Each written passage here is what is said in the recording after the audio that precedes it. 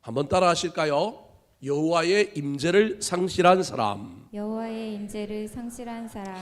그리스도인들이 좋아하는 성경 구절이 많이 있습니다. 그 중에 대표적인 것이 사무실이나 식당에 가면 늘 걸려있는 말씀 중에 가장 유명한 말씀이 욥기 8장 7절에 나오는 내 시작은 미약하나 내 나중은 장대하리라 라고 하는 말씀입니다. 이 말씀이 우리에게 온전히 이루어졌으면 좋겠습니다. 지금은 보잘것없고 지금은 부족하다 할지라도 하나님이 우리를 도우시고 세워주셔서 우리 인생에 미약한 시작이 장대한 나중으로 바뀌는 역사가 일어났으면 좋겠습니다. 그런데 문제는 이런 일보다 반대가 되는 일들이 훨씬 더 많이 일어난다는 사실입니다. 미약한 시작이 장대한 나중으로 되기보다는 끝이 좋지 못하여 시작은 잘했는데 끝이 허지부지하게 되고 끝이 용두사미로, 아니 더 나아가서 비극으로 끝나는 경우들이 훨씬 많다는 것이 문제입니다. 일어나야 될 일, 즉 시작이 미약하지만 나중이 장대해지는 일은 일어나지 않고 일어나지 말아야 할 일, 시작을 잘했는데 끝이 좋지 못하여 허지부지하게 되고 비극으로 끝나는 일이 일어난다면 이것처럼 안타까운 일들이 어디 있겠습니까?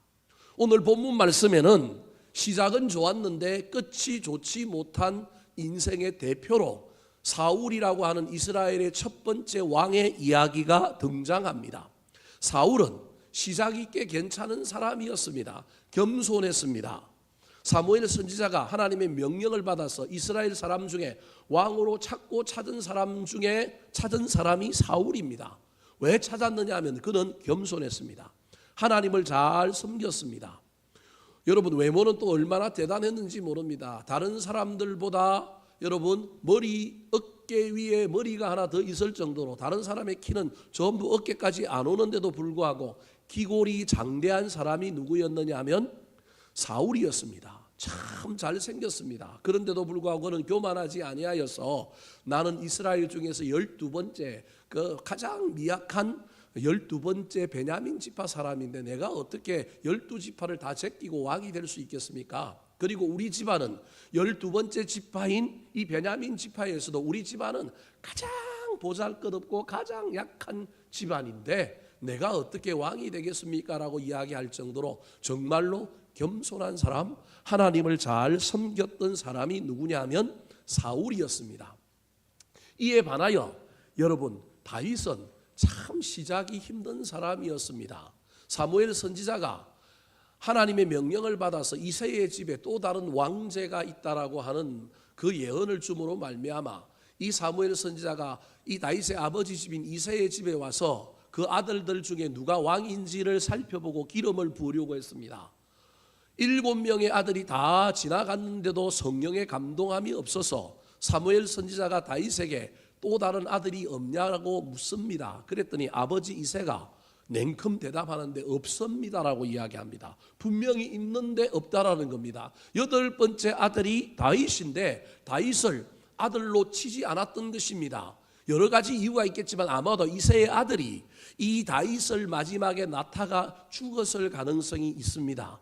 그래서 자식 사랑이 왜곡되어서 의미 없는 아들이 태어났으면 긍휼히 여겨야 되는데 어미 잡아먹은 아이다, 내 사랑하는 아내를 잡아먹은 아이다라고 생각하여 어쩌면 이 아들을 엄청 미워했던 모양입니다. 그리하여 그 아들을 구박하고 심지어 아들처럼 여기지 아니하고 나머지 형들은 전부 자기 집에서 먹고 잘 사는데 이 아들만 홀로 야생의 생활, 자연인이 되도록 저 도단이라고 하는 곳에 가서 양을 치도록 만들었습니다.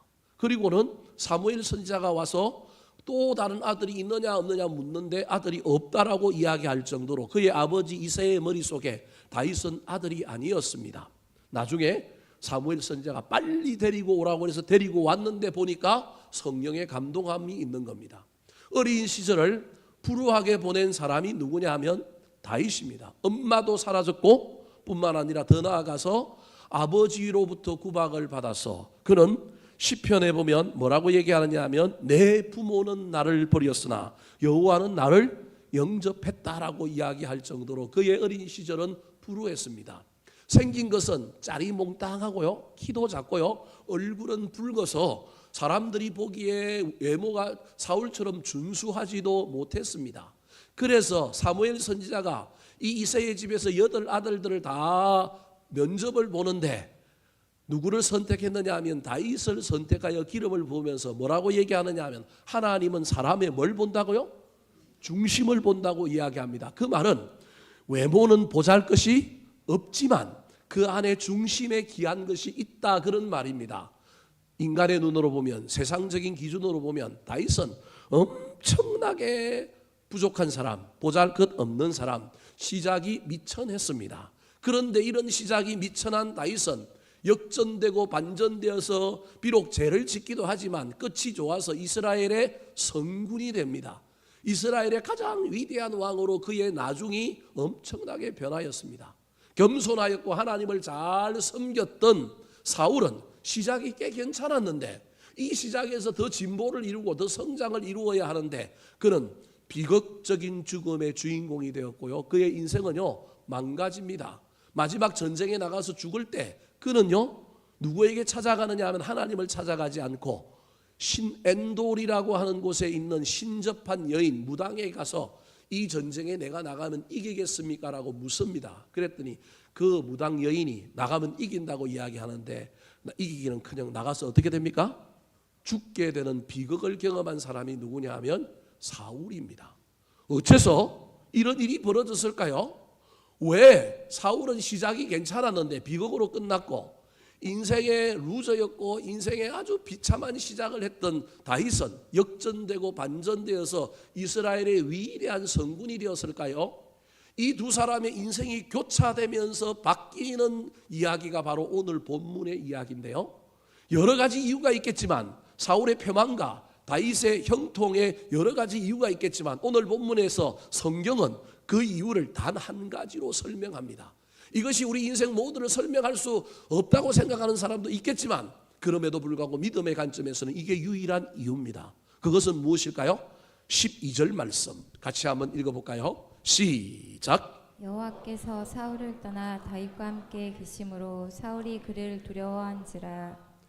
무슨 말입니까? 성경은 사울이 패망하고 비극적인 죽음을 맞이하게 되었던 것은 사울에게 있었던 하나님이 그를 뭐 했다고요?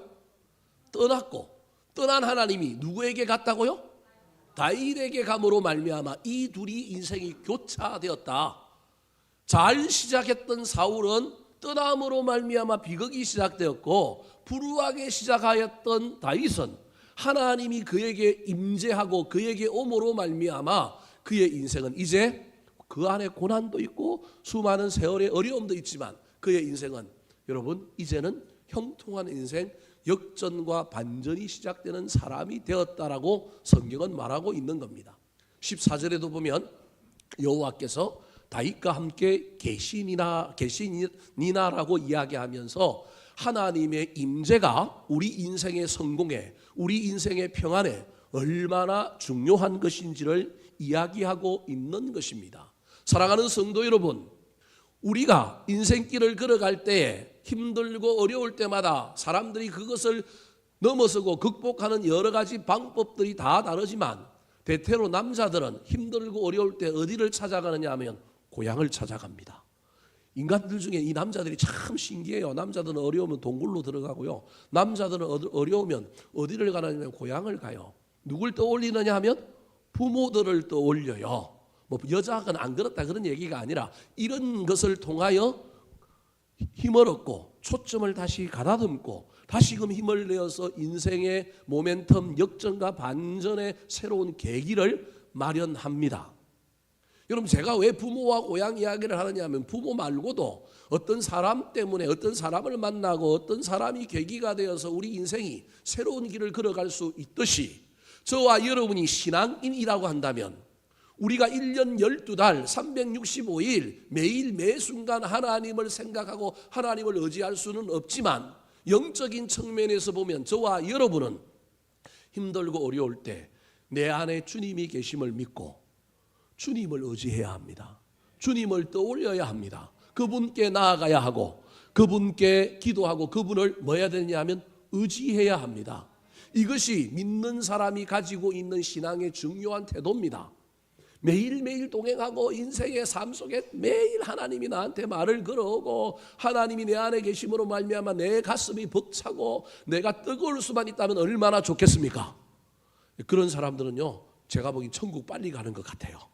하나님 이 땅에 남겨두면 오염될까 봐 빨리 천국 데려가시는 것 같고, 여기 살고 있는 인간들은 저와 여러분을 비롯하여 우리는 간혹 생각하기 때문에 아직 살려두시는 것 같아요.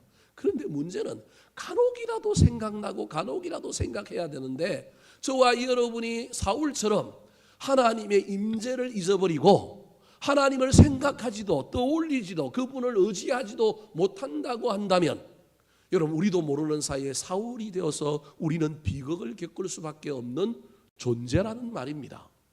한 해가 시작한 지 엊그제 같은데 우리 이한희 집사님이 기도했지만 이제 5월을 지나면 6월 중반을 지나서 하반기를 향하여 달려갈 터인데, 여러분 저와 여러분은 지금 하나님과 얼마나 가까이 계십니까? 우리는 얼마나 자주 하나님을 떠올리고 그분을 의지하고 그분께 기도하고 그분께 나아가십니까? 내 안에 이미 찾아오셔서 내 안에 계신, 임재하고 계신 이 하나님을 놓치지 말았으면 좋겠습니다. 아무도 거들떠보지 않는다면, 아무도 불러내지 않는다면, 아무도 우리 하나님을 우리가 바라보지 않는다면 주님은 더 이상 내가 여기 있을 필요가 없다고 생각하고 떠나게 될지도 모릅니다. 오늘 본문에 하나님의 임재를 잃어버린 사람이 사울입니다. 사울은 하나님을 쳐다보지도 않았습니다. 우리 하나님을 의지하지도 않았습니다. 그의 마음속에는 하나님 말고 다른 것이 가득 있다 보니 우리 하나님이 견딜 수가 없어서 그를 떠나신 것입니다. 더럽고 치사하고 역겹고 그 안에 있어야 할 것들이 없으니 우리 하나님이 그 안에 계실 수가 없어서 우리 하나님이 그를 떠나시고 있을 만한 곳을 찾으셔서 찾아갔는데 그가 누구냐 하면 다윗이었다라는 겁니다. 이미 오신 하나님 우리 안에 계시다면 여러분 떠나가지 않도록 붙잡으시기 바랍니다. 다시금 사울이 되지 마시고 저와 여러분이 우리 주님을 의지하셨으면 좋겠습니다. 하나님이 아직 오시지 않은 분들이 있습니까? 하나님이 내 안에 오느냐 안 오느냐는 내 능력이 아닙니다. 하나님의 주권입니다. 이쁘다고 오시는 것도 아니고 예수를 잘 믿는다고만 해서 오시는 것도 아니고 믿지 않는 사람에게도 갈 수 있고 상태가 나쁜 사람에게도 우리 하나님 오실 수도 있습니다. 하나님의 주권을 우리가 마음대로 할 수 없으니 그럼에도 불구하고 우리가 하나님이 오실 만한 일들을 오실 수 있도록 어떤 일을 하는 것도 중요하지 않겠습니까? 오늘은 이 두 가지 중에 하나님을 모시고 하나님을 우리 가운데로 오게 하는 것보다는 이미 오신 하나님을 놓치지 않으려면 어떻게 해야 될까? 특별히 하나님의 임재를 경험하고 왕으로 선택되어 시작을 잘했던 사울이 망가지고 비극적이 된 이유는 하나님이 그를 떠났는데 그가 무슨 일을 했기에, 그의 삶에 어떤 일이 나타났기에 우리 하나님이 그를 떠났을까에 대하여 살펴볼 때 은혜 받고, 우리 안에도 혹시 그런 것은 있는 것은 아닌지, 사울에게 있었던 것이 있으면 없애버리고 다시금 주를 모시려고 우리 주님께로 가까이 가고 우리 주님을 의지하는 저와 여러분이 되기를 예수님의 이름으로 축원합니다. 자, 그렇다면 여호와의 임재를 상실한 사람, 이 사울에게는 어떤 특징과 어떤 변화가 있었길래 우리 하나님이 그를 떠났을까요? 따라 하시겠습니다. 열등감과 질투심 관리에 실패했습니다. 열등감과 질투심 관리에 실패했습니다. 자, 시기와 질투는 두 가지에서 나오는데 열등감과 비교의식에서 나옵니다. 시기와 질투가 없는 사람이 어디 있겠습니까? 시기와 질투 안 하는 사람 아무도 없습니다. 그러므로 사울의 이야기를 읽을 때 특수한 사람만이 사울의 길을 걷는다고 착각하면 안 됩니다. 이 세상에 있는 우리 모두는 다 누구나 누구의 길을 걸을 수 있느냐 하면 사울의 길을 걸을 수 있습니다. 왜? 사울의 파멸이, 사울이 망가지기 시작한 것이 어디로부터 시작되었느냐 하면 시기와 질투로부터 시작되었습니다. 시기와 질투 때문에 비교하기 시작했고 열등감에 사로잡히다 보니 하나님이 그와 함께 있을 수 없었던 것입니다. 7절, 8절 말씀 같이 읽어볼까요? 시작. 여인들이 뛰놀며 노래하여 이르되 사울이 죽인 자는 천천히요 다윗은 만만히로다 한지라. 사울이 그 말에 불쾌하여 심히 노하여 이르되 다윗에게는 만만을 돌리고 내게는 천천만 돌리니 그가 더 얻을 것이 나라 말고 무엇이냐 하고. 다윗이 물맷돌로 골리앗을 죽이고 난 다음에 승리한 다윗과 사울이 전쟁터에서 돌아옵니다. 6절에 보니까 백성들이 누구를 환영했다고 이야기하고 있냐 하면 사울 왕을 환영했다고 이야기합니다. 다윗을 환영한 게 아니라 누구를 환영했어요?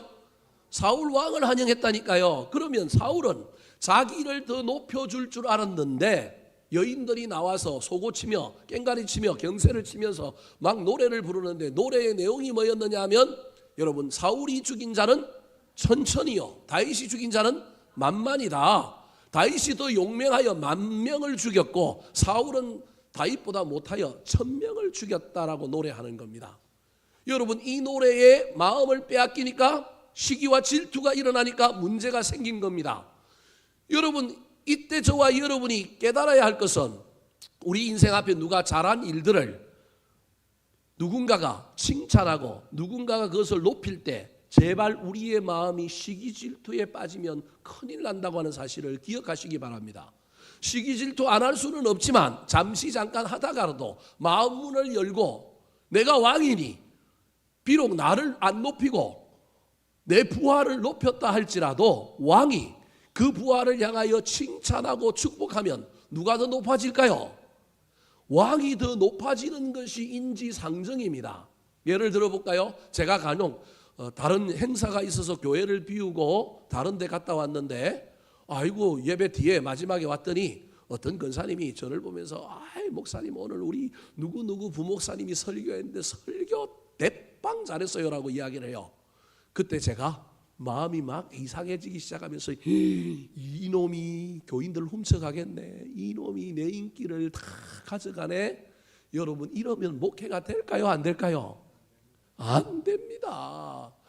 저는 교회를 비우면서도 우리 부교역자들이 설교 잘해가지고 제가 빈자리 다 메꿔줬으면 좋겠고요. 저는 우리 부교역자들이 저보다 더 나은 은사를 가진 자들이 많아서 제가 못하는 일, 제가 부족한 일들을 잘 채울 수만 있다면 얼마나 좋을까. 내가 모든 걸 어떻게 잘할 수 있겠습니까? 대통령도 마찬가지요. 모든 지도자는 자기가 다 잘하는 사람이 아니라 자기 밑에 자기의 부족한 것, 자기보다 더 잘하는 일들을 잘하는 사람들을 모아서 그들을 움켜쥐고 일하는 사람이 지도자지 모든 일을 다 하고 영광을 다 차지하는 사람이 지도자가 아니라는 겁니다. 그렇게 의심하고 그렇게 생각하면 그 교회는 망하게 되어 있는 겁니다. 우리 어린이 대회 어제 토요일 날 아이들이 대회 나가서 상을 많이 받아가서 오늘 강구 시간에 메달도 주고 상장도 줄 텐데요. 여러분 상장은 누가 누구에게 주는 거예요? 높은 사람이 죄송합니다 표현이 좀 그런데 높은 사람이 누구한테 주는 거예요? 낮은 사람에게 주는 거잖아요. 그런데 상장 주면서 잘했다고 칭찬하지 않고 내가 막 시기하고 질투하면 그 사람은 그 수준밖에 안 되는 거예요. 내가 높으니까 주는 거예요. 그런데 여러분 오늘 사울이 잠시 잠깐 마음을 빼앗겨 버렸는데 어디에 빼앗겨 버렸느냐 하면 시기 질투, 특별히 열등감에 사로잡혀서 사울과 다윗과 비교하는 가운데 그가 너무너무 마음이 낮아져서 누구하고 똑같은 처지가 되느냐면 다윗하고 똑같은 처지가 되어서 왜 백성들이 왜 여인들이 나를 칭찬하지 않고 내가 왕인데 나한테 더 영광을 돌리지 않느냐고 삐져버림으로 말미암아 사울의 인생에 하나님도 떠나고 엄청난 비극이 시작되었다라는 겁니다. 여러분 아무것도 아닌 것 같고 흔히 일어나는 이야기고 우리한테 다 있는 이야기지만 여러분 이 이야기 속에 저와 여러분이 잘 기억해야 됩니다. 제가 남편으로 이 설교를 준비하면서 제 아내에게 했던 것 중에 제일 설교 준비하면서 후회했던 것이 여러분 엄마는 남편을 더 사랑할까요? 자식을 더 사랑할까요? 우리 남자들 다 알잖아요. 집에 가면 우리는 찬밥이잖아요. 자식 더 사랑하잖아요. 반찬을 줘도 자식에게는 고기 주는데 저한테는 고기를 남겨서 줘요 안 줘요? 집에서 고기 얻어먹는 남편들은 행복한 줄 아세요? 저는 못 얻어먹어요. 아이들한테 다 주고 먹다가 남으면 저한테 돌아옵니다. 그러면 막 저는 늘 입버릇처럼 얘기합니다. 아이고 나는 이 집에서 뭐라고요? 찬밥이다. 애들만 좋아한다. 그런데 이 설교를 준비하면서 보니까 물론 농담 삼아 했지만 은연중에 내 마음속에도 이게 있었구나. 내가 부모인데 당연한 거 아니냐라고 생각해야 되는데, 이게 만약에 깊어지고 이게 커지면 지금은 농담처럼 이야기하지만 나중에 가정에서 큰 불화의 원인이 될 수도 있겠다. 내가 아내를 향하여 원망하고 내가 아내를 향하여 뭔가 다른 마음이 생길 때 이게 하나의 근거가 되겠다라고 하는 생각이 들어서 이제부터는 안 해야 되겠다라고 하는 결심을 어제 설교 준비하면서 많이 하게 되었습니다. 사랑하는 성도 여러분, 시기와 질투, 열등감과 비교의식 없을 수는 없습니다. 잠시 잠깐 저와 여러분이 그 마음에 우리가 들어갈 수는 있습니다. 그런데 그때 빨리 이 마음을 정리를 해야 됩니다. 넓은 마음을 가지고 풍성한 마음을 가지고 도리어 칭찬하고 뭐 해줘야 된다고요? 축복해야 됩니다. 그때 저와 여러분 사울의 길을 걷는 게 아니라 다윗의 길을 걸을 겁니다. 그때 저와 여러분에게 하나님이 떠나지 않고 이 인간 봐라, 요놈이 누구 닮았다고요? 나 닮았네? 그러면서 하나님께서 우리와 함께 계시게 될 것입니다.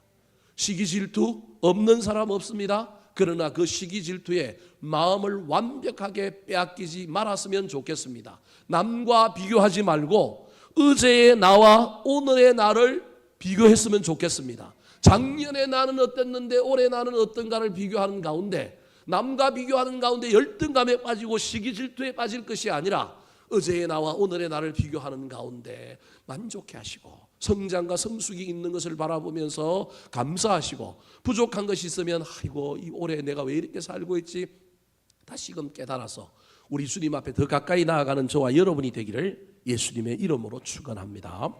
두 번째, 여러분, 하나님의 임재를 이런 사울에게 어떤 일이 일어났기에 하나님이 그를 떠나셨을까요? 따라 하시겠습니다. 분노와 미움에 마음을 빼앗기고 삽니다. 분노와 마음을 빼앗기고 삽니다. 자, 시기 질투로 시작한 것에 다른 것이 붙기 시작하면 일이 커집니다. 그래서 시기 질투가 들어오면 그걸 잘 관리하고 마음을 넓혀서 시기 질투가 아니라 도리어 칭찬하고 축복해야 합니다. 근데 칭찬하고 축복하지 못하면 시기 질투에 붙는 것이 몇 가지가 있는데 그 다음에 붙는 것이 무엇이냐 하면 분노와 미움이 붙습니다. 질투하다가 뭐가 붙는다고요? 분노와 미움이 붙게 됩니다. 그런데 이 미움을 잘 관리하지 못하면 나중에 살인으로 갑니다. 자, 8절 말씀 같이 읽어볼까요? 시작. 사울이 그 말에 불쾌하여 심히 노하여 이르되 다윗에게는 만만을 돌리고 내게는 천천만 돌리니 그가 더 얻을 것이 나라 말고 무엇이냐 하고. 여인들이 시기하는 것 때문에, 여러분, 여인들이 노래하는 것 때문에 시기 질투에 사로잡혔던 이 사울이 이걸 잘 관리하고 이걸 잘 없애야 되는데 없애지 못하니 뭐가 붙었느냐 하면 불쾌하여 심히 뭐 했다고요? 노하게 되었습니다. 분노가 올라오게 된 겁니다. 근데 여러분, 에베소서 4장 26절에 보면 사람이 분을 내어도 해가 지기 전에 분을 뭐하라고요? 품지 말고 풀어라. 그래 놓고는 27절에 뭐라고 얘기하고 있냐면 마귀에게 틈을 주지 말지니라, 그렇게 이야기하고 있습니다. 여러분, 시기 질투에 분노가 붙었을 때 이 분노를 빨리 해결하지 못하면 누구에게 틈을 준다고요? 마귀에게 틈을 주게 됩니다. 시기와 질투로 시작한 것이 분노함으로 말미암아 분을 낼 수 있는데 해가 지도록 이 분을 풀어야 되는데 칭찬은 못하고 축복은 못했을지라도 화가 났을지라도 생각을 다시 해야 되죠. 다윗이 그래도 누굴 죽였어요? 골리앗을 죽였잖아요. 나라를 구원했잖아요. 아, 그놈 그래도 나한테 충성하는 놈이야. 쓸만한 놈이야. 내가 악신에 들려서 힘들 때마다 나한테 수금을 타면서 음악을 뭐 해주는 사람이에요? 음악 치료를 하는 사람이야. 쟤 아직 어려. 이런 마음을 가지고 잠시 잠깐 분노했을지라도 이 분노를 여러분 관리하고 이 분노를 멀리 보내야 하지 않겠습니까? 근데 이 분노를 못 보내면 누가 틈탄다고요? 마귀가 틈탑니다. 자, 오늘 본문에도 사울에게 마귀가 틈을 타기 시작했습니다. 10절 11절 말씀 시작. 그 이튿날 하나님께서 부리시는 악령이 사울에게 힘있게 내림에 그가 집안에서 정신없이 떠들어대므로 다윗이 평일과 같이 손으로 수금을 타는데 그때 사울의 손에 창이 있는지라 그가 스스로 이르기를 내가 다윗을 벽에 박으리라 하고 사울이 그 창을 던졌으나 다윗이 그의 앞에서 2번 피하였더라. 시기 질투 위에 분노가 합쳐지고 그 분노를 빨리 사그라지게 못하니 악령이 사울에게 내렸는데 그것도 어떻게 내렸어요? 힘있게 내렸습니다. 마귀가 틈을 탄 겁니다.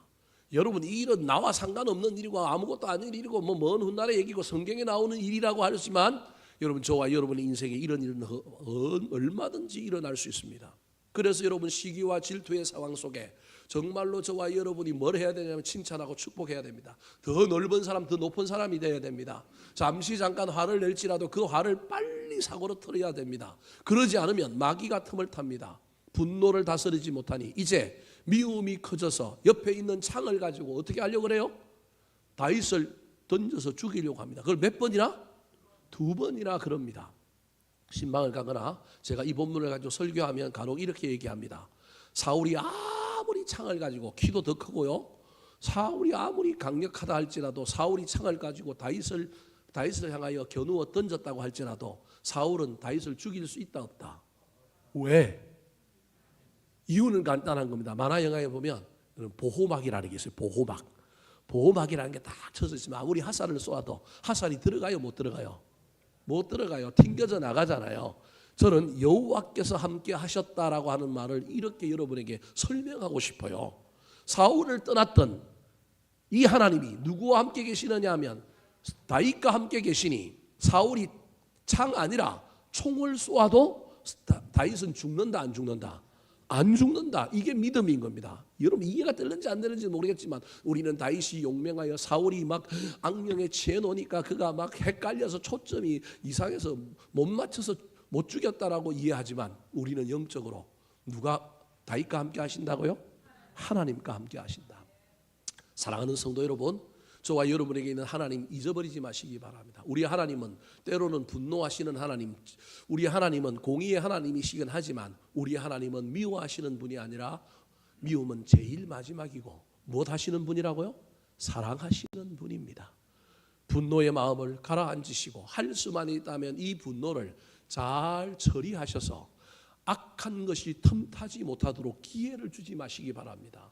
여러분 인생에 그런 경험은 없습니까? 저는 수도 없이 많습니다. 시기와 질투하다가 분노함으로 그 분노가 폭발함으로 이 분노를 잘 관리했어야 되는데 그렇지 못함으로 관계가 깨어지고 엄청난 손해를 보고 물질적인 손실을 볼 뿐만 아니라 나중에 궁극적으로 누구의 영혼도 누구의 마음도 상하느냐면 나의 자존심, 나의 영혼도 상하는 것을 수도 없이 경험하게 되었습니다. 분노하면 빨리 주님 앞에 나와 회개하고 이 분노를 품어야 됩니다. 하나님, 제가 혈기를 부렸습니다. 하나님, 제가 잘못했습니다. 용서하여 주십시오라고 해야만이 더 큰 비극이 일어나지 않습니다. 이미 지은 죄야 어떻게 하겠습니까? 그런데 악화되지 않고 문제가 더 그르치는 방향으로 가지 않는다는 사실을 잘 기억하여 우리 하나님이 싫어하시는 일, 시기 질투 속에 남을 미워하다가 이 미움이 발전하여 엉뚱한 곳으로 가서 다른 사람을 해하는 데까지 나아가지 않게 되기를 예수님의 이름으로 축원합니다.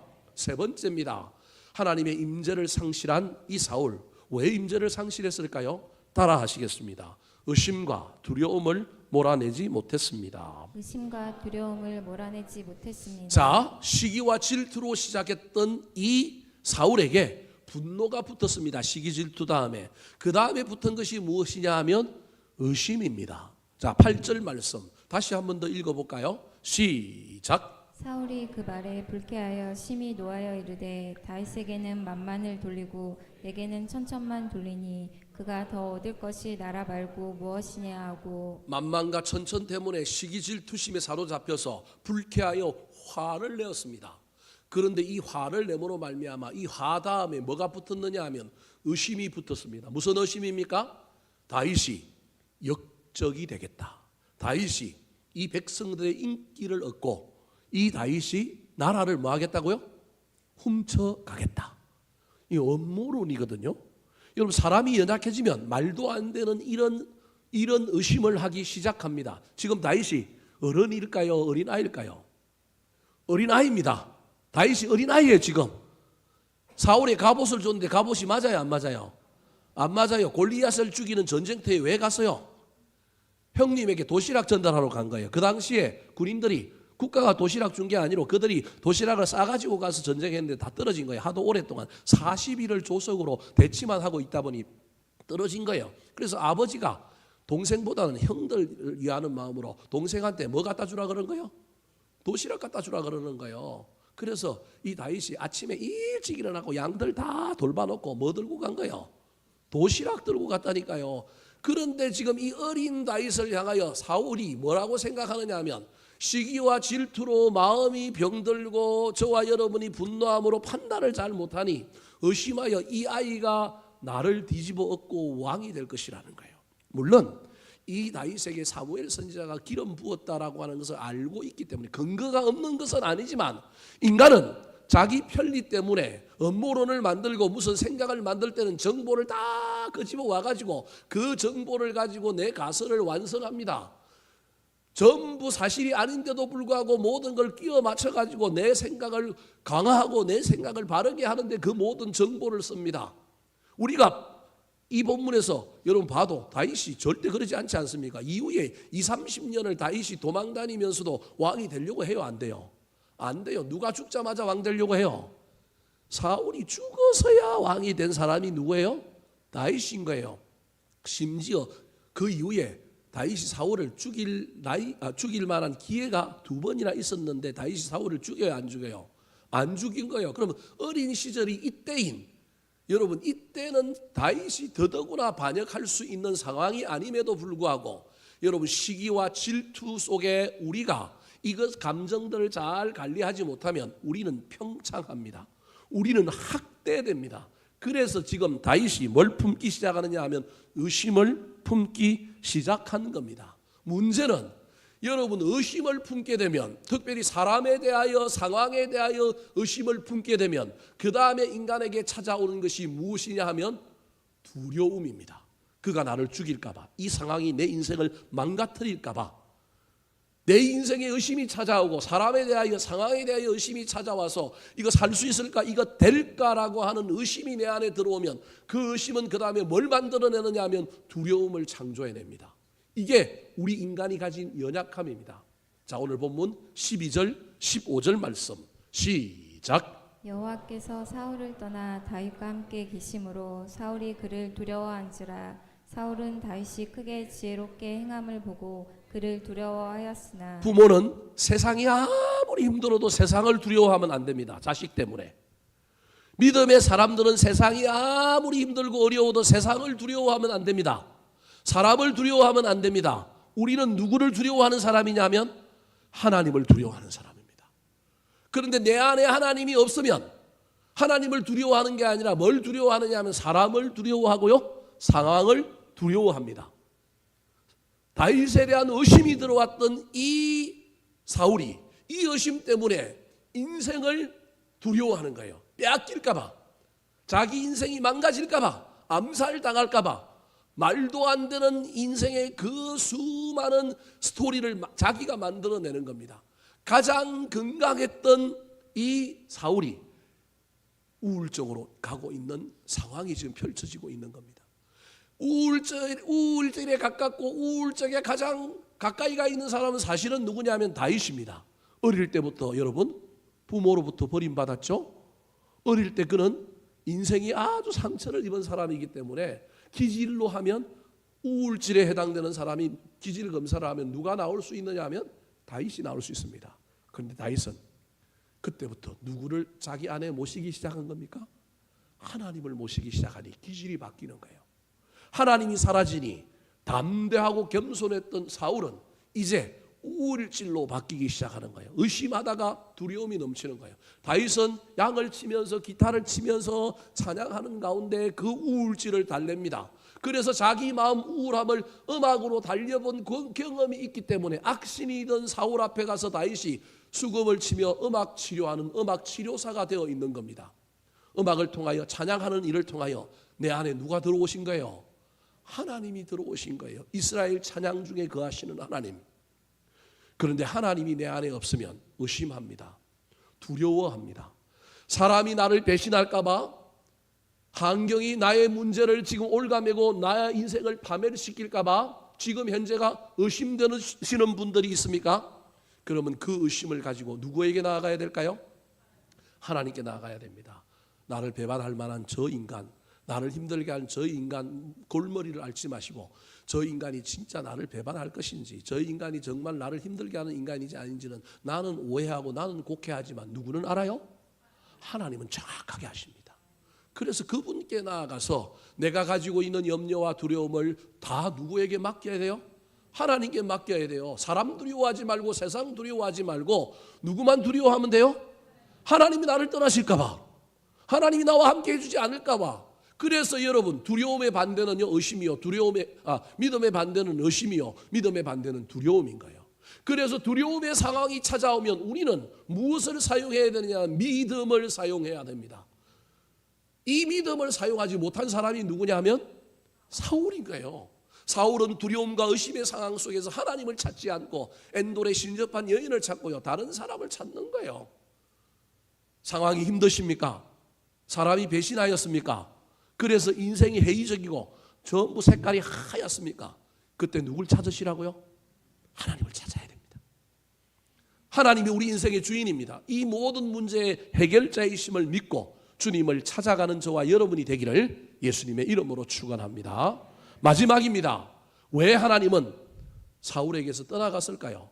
하나님의 임재를 상실한 사울에게는 어떤 문제가 있었을까요? 따라 하시겠습니다. 수단과 방법을 가리지 않고 살아갑니다. 수단과 방법을 가리지 않고 시기와 살아갑니다. 질투로 시작하여 마음이 변들기 시작한 이 사울, 거기에 분노가 합쳐졌습니다. 분노를 관리하지 못하니 악신이 틈탔습니다. 그리고 이 분노 위에 또 뭐가 보태졌느냐 하면 의심이 보태져서 의심은 두려움으로 가서 그의 마음을, 그의 삶을 더욱 병들게 만들었습니다.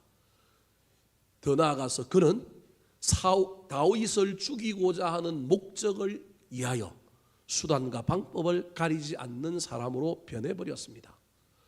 예수 믿는 우리는 수단과 방법도 가려야 합니다. 성경을 읽기 위하여 촛대를 훔치면 안 됩니다.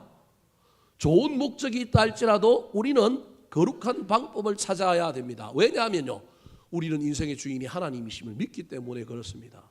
그런데 목표가 주인이 되면, 목적이 주인이 되면 뭘 안 가린다고요? 수단과 방법을 가리지 않게 되는 겁니다. 뭐가 주인이 되느냐 하면 내가 주인인 거예요. 내 목적이 주인이 된 거예요. 그리고 이미 주인은 떠나고 그 자리에 뭐만 있느냐 하면 내가 있는 거예요. 뭐가 있느냐 하면 내가 이루고자 하는 목적이 그 안에 있는 겁니다. 수단과 방법을 가리지 않았던 사울의 모습을 한번 볼까요? 17절 말씀 시작.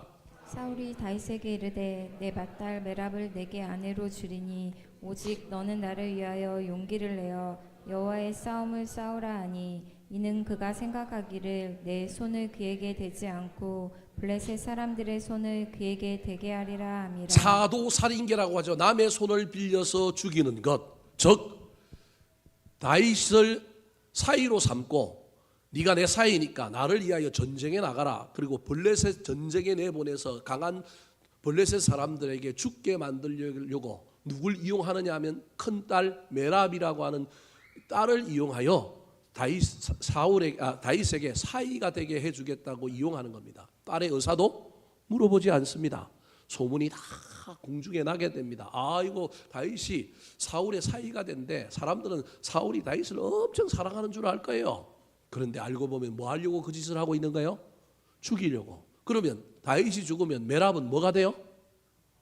가부가 되잖아요. 자기 딸이 가부가 되는데 자기의 인생의 목적을 위하여, 그것도 나라를 키우는 목적 이런 것도 아니에요. 남을 행복하게 하는 목적도 아니에요.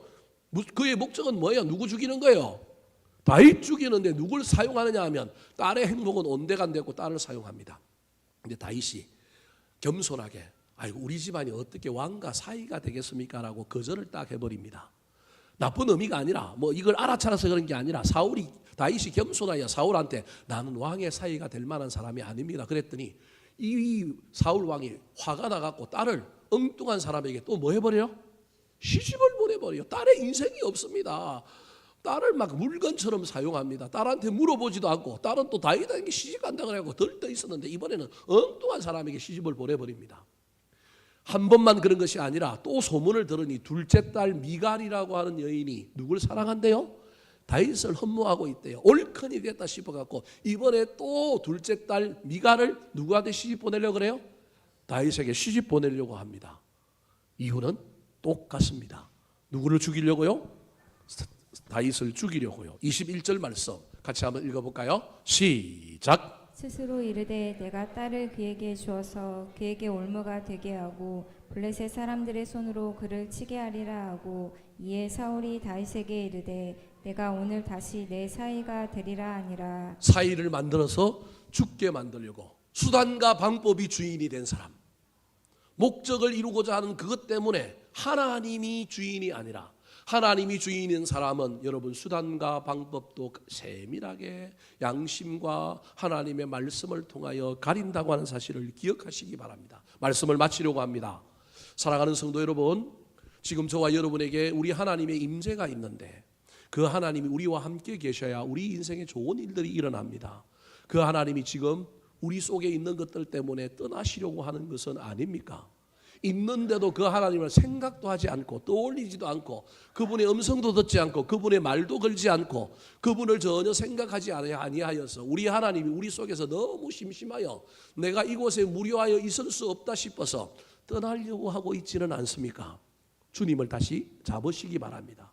우리 인생 가운데 여러 가지 역기능들이 나타날 때 인간인지라 그럴 수밖에는 없지만 빨리 그 문제들을 잘 처리했으면 좋겠습니다. 남이 안 이뻤고 남이 너무 잘 나가서 힘들면 빨리 생각을 바꾸어 그들을 칭찬해 주시기 바랍니다. 분노할 수 있지만 해가 지도록 품지 말고 그 분노를 빨리 풀어버리시기 바랍니다. 의심과 두려움이 와서 막 답답하고 걱정이 될 때 그것을 가지고 하나님께 나아가서 상황과 사람은 두려워하지 말고 하나님만 두려워하시기 바랍니다. 수단과 방법이 주인되게 내버려 두지 말고 하나님이 주인되게 할 뿐만 아니라 하나님이 이미 떠나버려서 내 안에 하나님이 없다면 우리 주님께로 가까이 가시기 바랍니다. 시편 73편 23절에 보면 하나님께 가까이 함이 내게 복이라. 시편 2편 12절 여호와께 피하는 모든 사람은 다 복이 있도다. 주님께 가까이 가고 우리 주님께 예배하고 우리 주님을 부르는 자에게 떠나가셨던 주님도 우리에게로 다시 오지 않겠습니까? 그 주님 모시고 남은 인생 더 복되고 아름다운 인생길을 걸어가는 저와 여러분이 되기를 예수님의 이름으로 축원합니다. 한번 따라 하실까요? 여호와의 임재를 상실한 사람, 여호와의 인재를 상실한 사람, 열등감과 질투심 관리에 실패했습니다. 열등감과 질투심 관리에 실패했습니다. 분노와 미움의 마음을 빼앗기고 삽니다. 분노와 미움의 마음을 빼앗기고 삽니다. 의심과 두려움을 몰아내지 못했습니다. 의심과 두려움을 몰아내지 못했습니다. 수단과 방법을 가리지 않고 살아갑니다. 수단과 방법을 가리지 않고 살아갑니다.